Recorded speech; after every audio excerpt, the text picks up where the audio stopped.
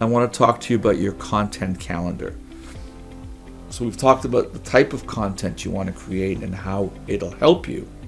But without planning, it's just not going to happen. This is what I like to do.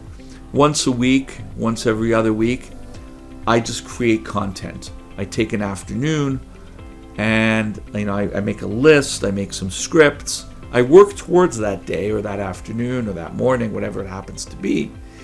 And I'm going to create my content. I'm just going to do my content all in that one time. Maybe that's 5 videos, maybe that's 6 videos. I typically do long form because then I can repurpose my long form into short form. And you want to keep your content going. Make a date with yourself. Don't skip it. You want to keep your content fresh.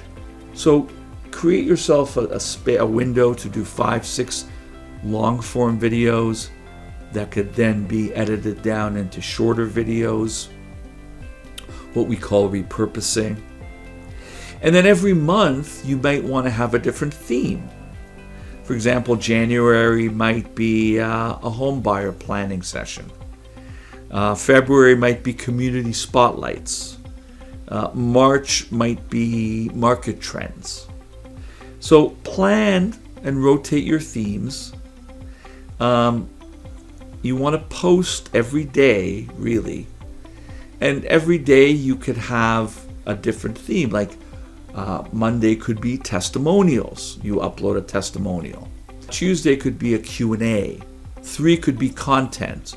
Thursday could be a community spotlight. Friday, maybe you spotlight your worthy cause. So every day should be something different. And so it's important to create a calendar. So what are you going to do every week? What are you going to publish every day?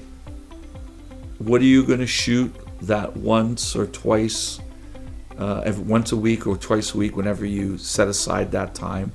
What are you going to shoot? What are people asking about?